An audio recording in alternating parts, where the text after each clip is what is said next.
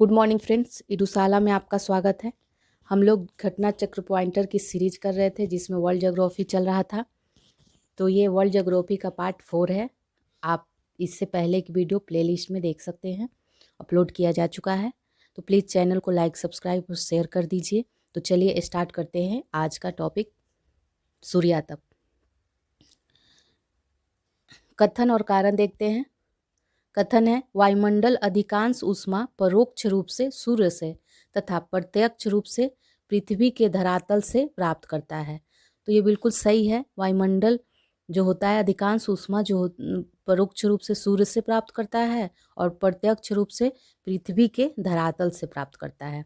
कारण इसका है, पृथ्वी के धरातल पर सौर लघु तरंगे पार्थिव ऊर्जा की लंबी तरंगों में परिणत होती है। तो इसका दोनों सही है और आर कारण जो है व्याख्या सही कर रहा है। चलिए नेक्स्ट देखते हैं। समांतः पृथ्वी की सतह से ऊंचाई बढ़ने के साथ तापमान में घटोतरी होती है। क्यों होती है?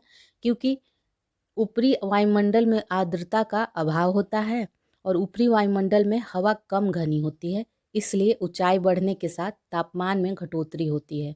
नेक्स्ट पे आते हैं। सबसे अधिक सूर्यातप को परावर्तित करती है कौन? नौपात हिम से आच्छादित भूमि। नौपात हिम से आच्छादित भूमि जो होती है सबसे अधिक सूर्यातप को परावर्तित करती है। नेक्स्ट पे आते हैं। सही कथन है, देख लेते हैं। दक्षिणी गोलार्ध की तुलना में उत्तरी गोलार्ध में तापमान का वार्षिक परिसर अधिक है। ये सही कथन है। नेक्स्ट आते हैं। पृथ्वी पर सबसे उच्चतम तापक्रम रिकॉर्ड किए जाते हैं कहाँ पे? तो ये 20 डिग्री उत्तरी अक्षांश पर किए जाते हैं सबसे अधिक, सबसे उच्चतम तापक्रम। नेक्स्ट है। साफ रात मेघी रातों की अपेक्षा अधिक ठंडी होती है। क्यों? विकिरण के कारण ये अधिक ठंडी होती है। नेक्स्ट है चक्रवात। चलिए चक्रवात देखते हैं। कथन देखते हैं। पृष्ठीय वायु चक्रवात के केंद्र के ऊपर आभ्यंतर कुंडलित होती है। हवा चक्रवात के केंद्रों में अवरोहित होती है, इसलिए। तो ये कथन और कारण दोनों ही सही है। पृष्ठीय वायु चक्रवात के केंद्र के ऊपर आभ्यंतरिक कुंडलित होती है और हवा जो है चक्रवात के केंद्रों में अवरोहित होती है। ठीक है। नेक्स्ट पे आते हैं। टोर्नेडो बहुत प्रबल उष्णकटिबंधीय चक्रवात है जो उठते हैं। टॉर्नेडो कहाँ उठते हैं? तो ये कैरेबियन सागर में उठते हैं। टॉर्नेडो कहाँ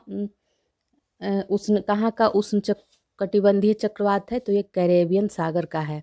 नेक्स्ट पे आते हैं। संयुक्त राज्य अमेरिका में टॉर्नेडो एली कहा जाता है। किसे? मिसिसिपी मैदान को कहा जाता है। सामान्य रूप से टॉर्नेडो संबंध है किससे? तो ये यूएसए से संबंधित है। टॉर्नेडो की तीव्रता के मापन हेतु प्रयोग में लाया जाता है फुजीटा स्केल लाया जाता है। टाइफून नामक चक्रवात से अधिक प्रभावित क्षेत्र कौन सा है? तो यह चीन सागर प्रभावित है। तो टाइफून से सबसे ज़्यादा प्रभावित चीन सागर है। चलिए सुमेलिन देख लेते हैं। ऑस्ट्रेलिया में विली विली, चीन टाइफून, भारत में चक्रवात होता है। संयुक्त राज्य अमेरिका हरिकेन, ये इससे संबंधित चक्रवात है। नेक्स्ट है। विली विली क्या है? तो उत्तर पश्चिम ऑस्ट्रेलिया का उष्ण कटिबंधीय चक्रवात है। तो विली विली जो है उत्तर पश्चिम ऑस्ट्रेलिया का उष्ण कटिबंधीय चक्रवात है। चलिए आगे देखते हैं। सही सुमेलन है, देख लेते हैं। डोरियन बाहामास, इससे प्रभावित देश कौन था? बाहामास। हेजिबिस जापान प्रभावित था। लेकिमा चीन, मिटाग जेजू दक्षिण कोरिया प्रभावित था। ठीक है। तो ये सब चक्रवात आए थे जो जिससे प्रभावित देशों का ये नाम दिया हुआ था। चलिए नेक्स्ट देखते हैं। बागियो चक्रवात किससे संबंधित है? तो ये फिलीपींस से संबंधित है। नेक्स्ट है। हरिकेन द्वारा क्षति के मापन के लिए उपयोग किया जाता है कौन सा? तो साफिर सिम्पसन मापक का। ठीक है। नेक्स्ट है। बैरोमीटर में पारे के तल के अचानक गिरावट क्या सूचक होता है? तो यह तूफान का सूचक होता है। नरगिस चक्रवात से प्रभावित क्षेत्र कौन सा है? तो यह है म्यांमार। नेक्स्ट है। उष्ण कटिबंधीय अक्षांशों में दक्षिणी अटलांटिक और दक्षिणी पूर्वी प्रशांत क्षेत्रों में चक्रवात उत्पन्न नहीं होता, इसका क्या कारण है? तो यह है समुद्री पृष्ठों के ताप निम्न होते हैं, इसलिए। चलिए आगे देखते हैं। नेक्स्ट टॉपिक है वायुदाब। तो इसे देखते हैं। कथन है। वायुमंडल में नमी की मात्रा अक्षांश से संबंध है। ये सही है बिल्कुल। कारण क्या है? नमी को जलवाष्प के रूप में रखने की क्षमता तापमान से संबंध है। तो ये भी सही है और कारण इसकी व्याख्या कर रहा है। नेक्स्ट है, ग्रीष्म काल में आर्द्र ऊष्मा का अनुभव होता है जब मौसम कैसा होता है? उमस वाला। तो जब ग्रीष्म काल में आर्द्र ऊष्मा का अनुभव होता है तो मौसम होता है उमस वाला। आर्द्रता परिणाम है किसका? हवा में नमी की उपस्थिति का परिणाम है। चलिए नेक्स्ट है आर्द्रता। आर्द्रता देख लेते हैं। कथन है, दोनों गोलार्धों के 60 डिग्री से 65 डिग्री अक्षांशों में उच्च दाब की बजाय निम्न दाब पट्टिका होती हैं। ठीक है, पट्टिका होती हैं। दोनों गोलार्धों के 60 डिग्री से 65 डिग्री अक्षांशों में उच्च दाब की बजाय निम्न दाब पट्टिका होती हैं। तो ये बिल्कुल सही है। आर गलत है, इसे छोड़ देते हैं। चलिए नेक्स्ट है सत्य कथन देख लेते हैं। सागरों के ऊपर लगभग 30 से 35 डिग्री उत्तर और दक्षिण अक्षांश पर विद्यमान दो कटिबंधों में से प्रत्येक अश्व अक्षांश कहलाता है। तो सागरों के ऊपर लगभग 30 से 35 डिग्री उत्तर और दक्षिण अक्षांश में जो कटिबंध होते हैं उसे अश्व अक्षांश कहते हैं। ठीक है, नेक्स्ट है वायुदाब सबसे कम कब होता है? तो यह ग्रीष्म ऋतु में सबसे कम होता है। अब आते हैं बादल। वह बादल जो अत्यधिक तीव्र वर्षा के लिए उत्तरदायी होता है, कौन सा बादल होता है? तो वर्षा स्तरीय बादल होता है। सर्वाधिक ऊंचाई के बादल पच्छाप स्तरीय होते हैं। तो सर्वाधिक ऊंचाई पे जो बादल होते हैं वो पच्छाप स्तरीय होते हैं। चलिए नेक्स्ट देखते हैं मेघ गर्जन के क्या कारण है? तो यह है संघनन, उच्च ताप एवं आर्द्रता तथा ऊर्ध्वाधर हवा। ठीक है, नेक्स्ट पे आते हैं हवाएं। चलिए हवाएं देख लेते हैं। कथन है, उत्तरी गोलार्ध में पवन प्रतिरूप दक्षिणावर्त तथा दक्षिणी गोलार्ध में पवन प्रतिरूप वामावर्त होता है। तो ये बिल्कुल सही है। उत्तरी गोलार्ध में पवन जो होता है दक्षिणावर्त होता है, एंटीक्लॉकवाइज, और दक्षिणी गोलार्ध में पवन जो होता है वामावर्त होता है। कारण देखते हैं, उत्तरी तथा दक्षिणी गोलार्धों में पवन प्रतिरूपों की दिशाओं का निर्धारण कोरियालिस प्रभाव से होता है। तो ये किसके कारण होता है? दक्षिणावर्त और वामावर्त, ये कोरियालिस प्रभाव से होता है। अतः दोनों ही सही है और कारण व्याख्या कर रहा है। नेक्स्ट कथन है, इसमें गलत है ए, तो इसे छोड़ देते हैं। आर सही है, तो उसे देख लेते हैं। उत्तरी गोलार्ध एवं दक्षिणी गोलार्ध में हवा के पैटर्न्स कोरियालिस प्रभाव से निश्चित होते हैं। तो जो उत्तरी गोलार्ध एवं दक्षिणी गोलार्ध में हवा के जो पैटर्न्स कोरियालिस बल प्रभाव से निश्चित होते हैं। ठीक है, नेक्स्ट है, उत्तरी गोलार्ध की तुलना में दक्षिणी गोलार्ध में पश्चिमी पवन अधिक सशक्त तथा अस्थायी होती है, क्योंकि उत्तरी गोलार्ध की तुलना में दक्षिणी गोलार्ध में भूखंड कम है, इसलिए पश्चिमी पवन अधिक सशक्त और अस्थायी होती है। नेक्स्ट आते हैं गरजती चालीसा, प्रचंड पचासा और चीखता साठा क्या है? तो यह दक्षिणी गोलार्ध में पश्चिमी पवनों को नाम दिया गया है। गरजती चालीसा, प्रचंड पचासा, चीखता साठा। ठीक है, नेक्स्ट है तूफानी चालीसा के बारे में सत्य कथन देख लेते हैं। ये बड़ी शक्ति और स्थिरता से बहती हैं। इनकी दिशा सामान्य तौर पर दक्षिणी गोलार्ध में उत्तर पश्चिम से दक्षिण पूर्व की ओर होती है। मेघाच्छादन आकाश, वर्षा और खराब मौसम इनके साथ सामान्य तौर पर संबंधित रहते हैं। ठीक है, तो ये तूफानी चालीसा के बारे में कथन थे जो सत्य हैं। नेक्स्ट आता है लंबी चालीसा। पवनें कहाँ प्रवाहित होती हैं? तो यह दक्षिण हिंद महासागर में प्रवाहित होती हैं। नेक्स्ट है वह सशक्त समुद्री हवाएं जो 40 से 50 डिग्री दक्षिणांश के मध्य प्रवाहित होती हैं, उन्हें क्या कहा जाता है? तो उन्हें रोरिंग फोर्टिज कहा जाता है, गरजता चालीसा जिसे कहते हैं। नेक्स्ट है संयुक्त राज्य अमेरिका के मध्य मैदानों पर चिनुक हवाओं के कारण क्या जाड़े का वहाँ का तापमान बढ़ जाता है। नेक्स्ट है दक्षिणी गोलार्ध में पवन के वायु और विचलन का कारण क्या होता है? पृथ्वी का घूर्णन होता है। उच्च दाब क्षेत्र से भूमध्य सागर की ओर चलने वाली पवनें व्यापारिक पवनें कहलाती हैं। पवनों का मौसमी उत्क्रमण प्रारूपीय अभिलक्षण कैसा है? तो ये मानसूनी जलवायु है। नेक्स्ट है स्थानीय हवाएं। चलिए देख लेते हैं। सुमेलन है इसमें।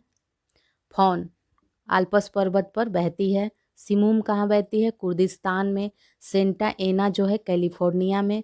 जोंडा जो है अर्जेंटीना में बहती है। फोन एक स्थानीय पवन है, कहाँ की? तो ये स्विट्जरलैंड की स्थानीय पवन है। बोरा, बोरा इटली में बहती है, उत्तरी भाग में। इटली के उत्तरी भाग में बोरा हवाएं बहती हैं। मिस्ट्रल राइन घाटी में। खमसिन मिस्र में बहती हैं। नेक्स्ट है चिनूक कहाँ बहती है? तो चिनूक संयुक्त राज्य अमेरिका में। सिराको सिसिली में। ब्लिजार्ड साइबेरिया में। नॉर्वेस्टर्स भारत में बहती हैं। नेक्स्ट आते हैं वह देश जहाँ रुधिर वर्षा होती है वह इटली है। तो इटली में रुधिर वर्षा होती है। नेक्स्ट पे आइए स्थानीय पवन है और देश। हबूब सूडान में बहता है। यामो जापान में बहता है। हो गया ये कंप्लीट। नेक्स्ट है वन। चलिए वन देख लेते हैं।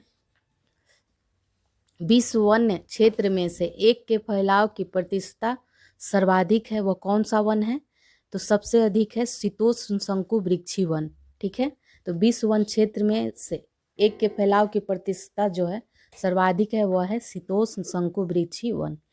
वह देश जिसके कुल भौगोलिक क्षेत्रफल के 70% भाग पर वन बनाए रखने का संवैधानिक प्रावधान है, तो कौन सा देश है?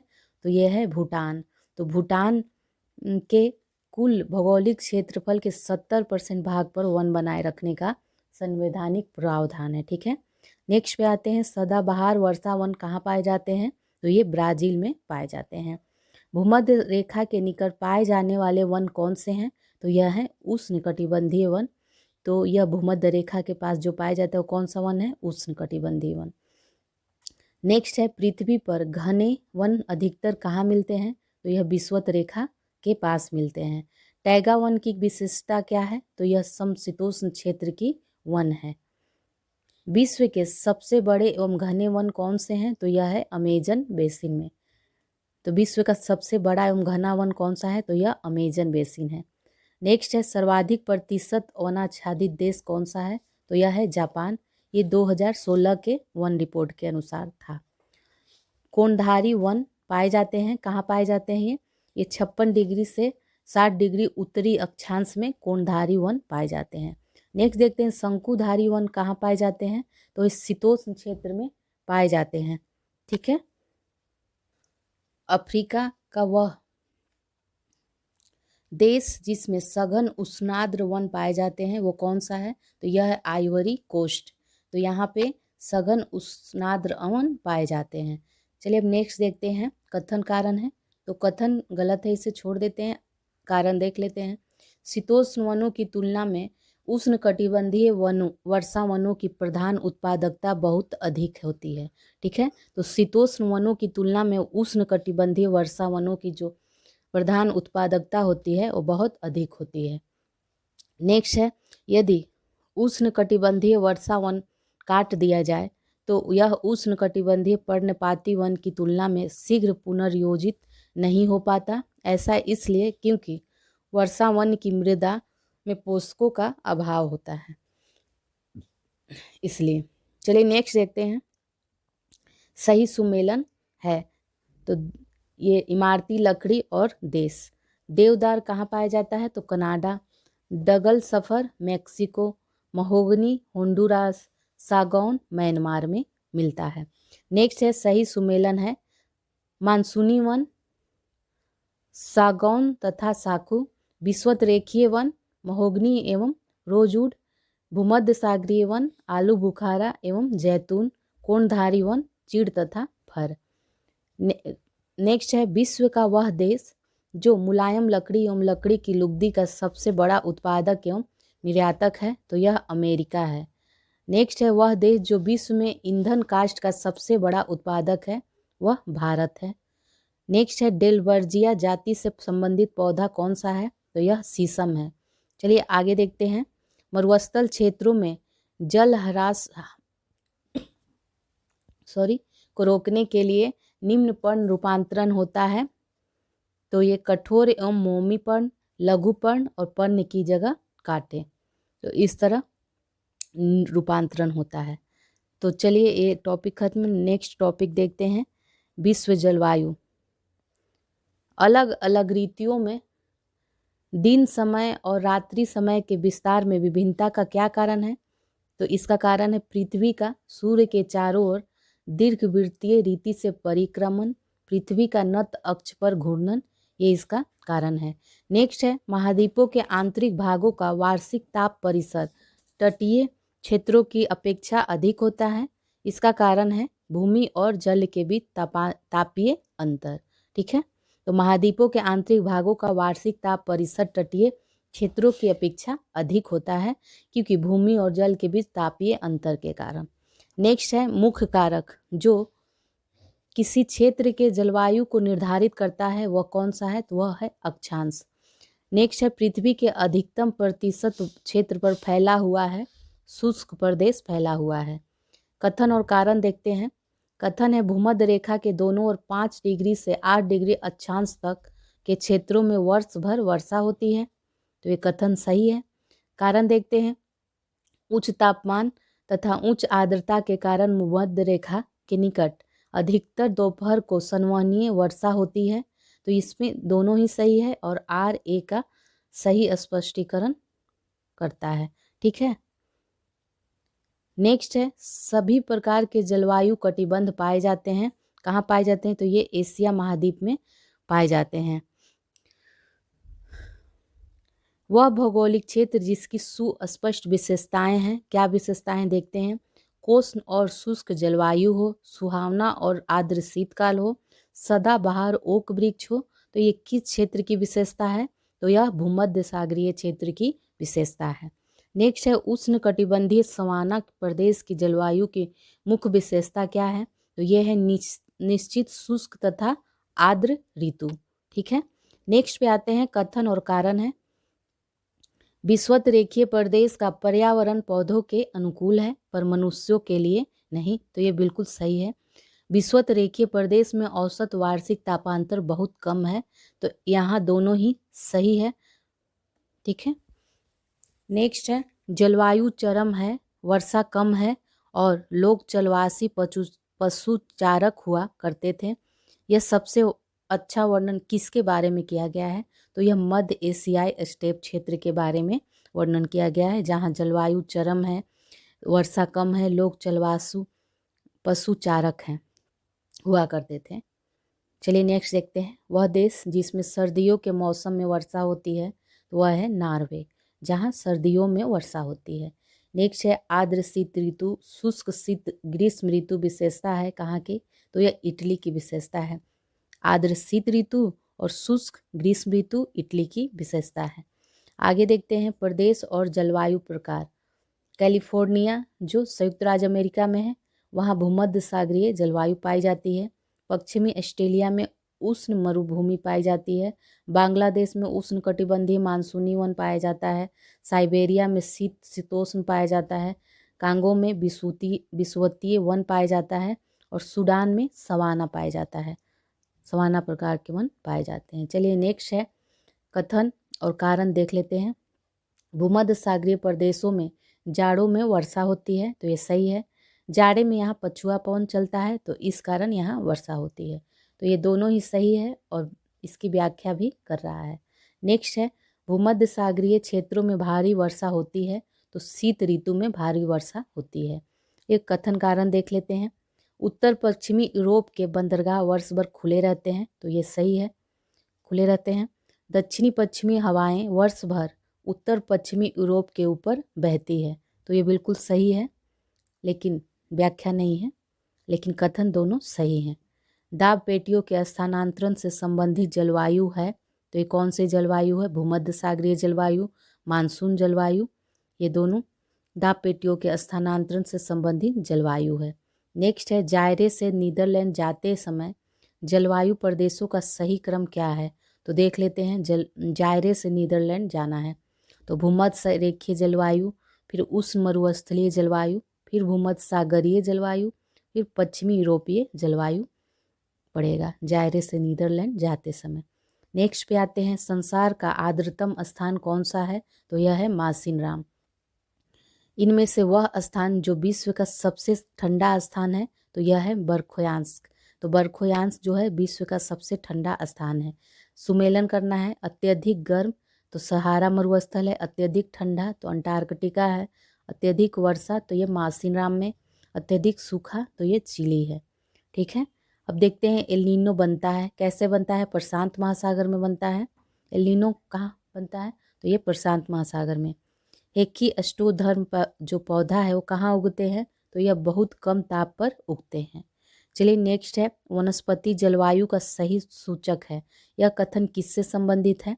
तो यह कोपेन ने वनस्पति को जलवायु का प्रत्यक्ष सूचक माना है। इनमें से वह क्षेत्र जिसमें भूमध्य सागरीय जलवायु प्रचलित नहीं है तो वह है पंपाज क्षेत्र। तो पंपाज क्षेत्र में भूमध्य सागरीय नहीं है। इसके अलावे इस यहाँ पे नहीं है, लेकिन मध्य चिली, केप टाउन और एडिलेड में भूमध्य सागरीय जलवायु है। तो इस तरह ये टॉपिक कंप्लीट। नेक्स्ट है मृदा। चलिए इस टॉपिक को देखते हैं। केशिका सबसे अधिक प्रभावशाली होती है चिकनी मिट्टी में।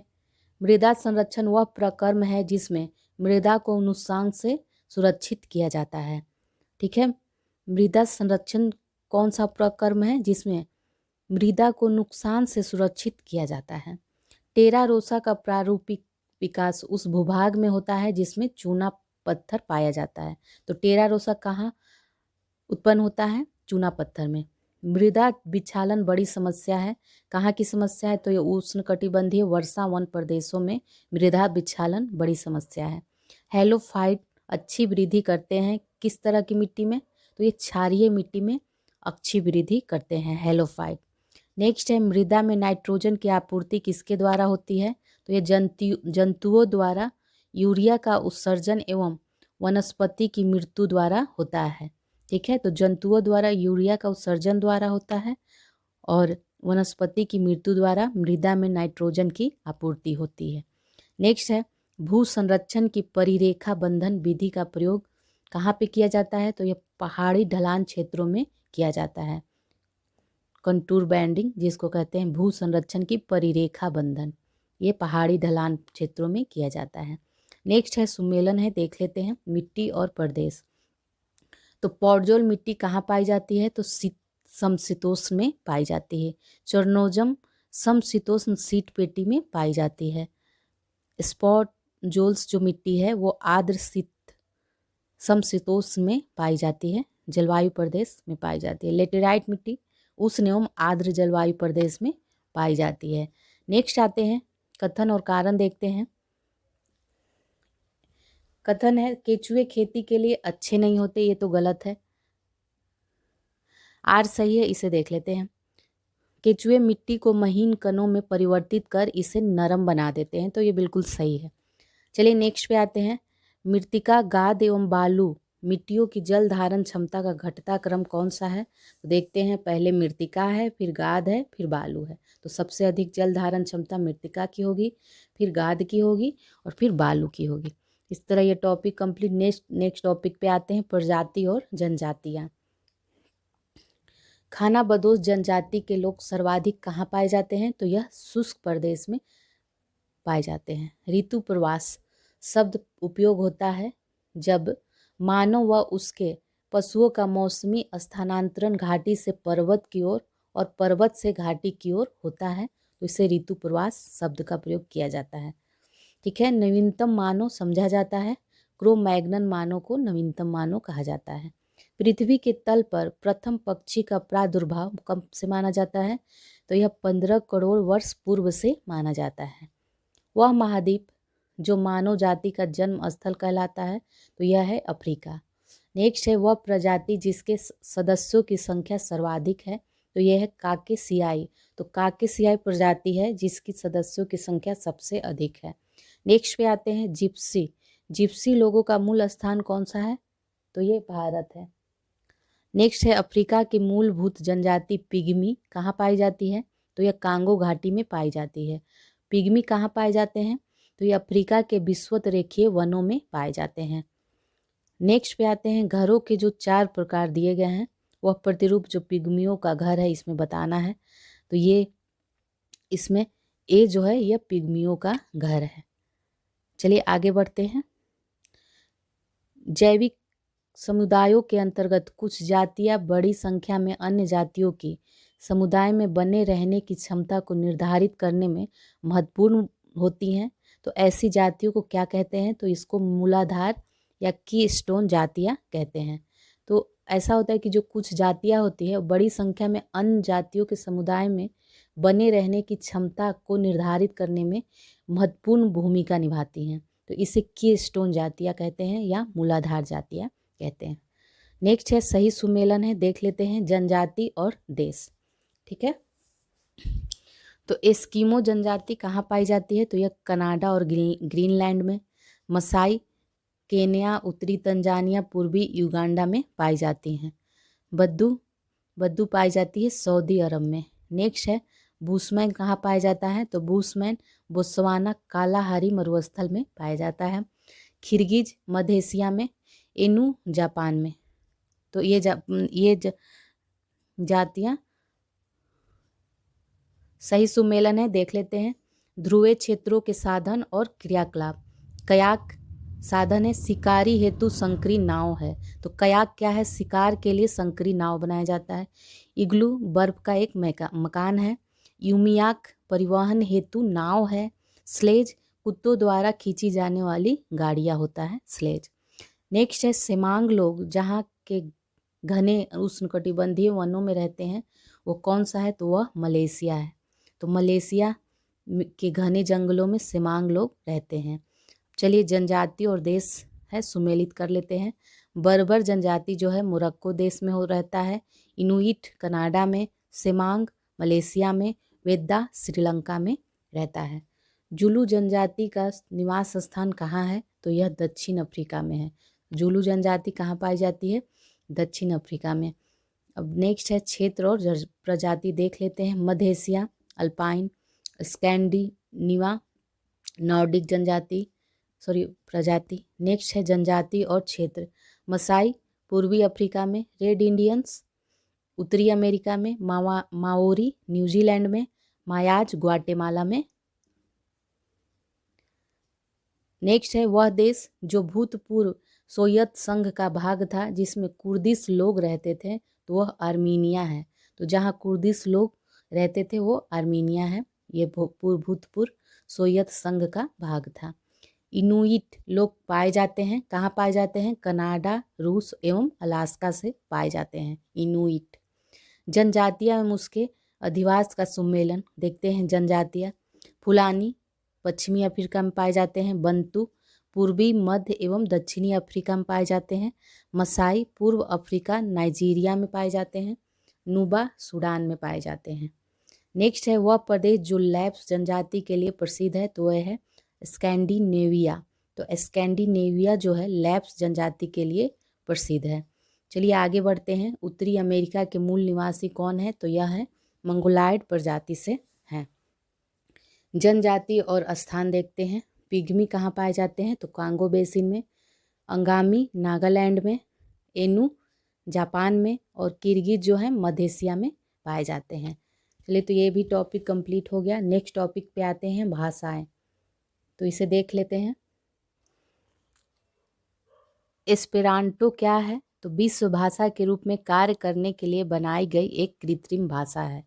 नेक्स्ट है विश्व में सर्वाधिक व्यक्तियों द्वारा बोली जाने वाली भाषा कौन सी है? तो यह मंदारिन है। नेक्स्ट है सिंगापुर की प्रमुख भाषाओं में शामिल है कौन है? तो यह है मलय, तमिल, अंग्रेजी, मंदारिन और चाइनीज। तो ये सिंगापुर की प्रमुख भाषाओं में शामिल है। नेक्स्ट है आर्थिक भूगोल।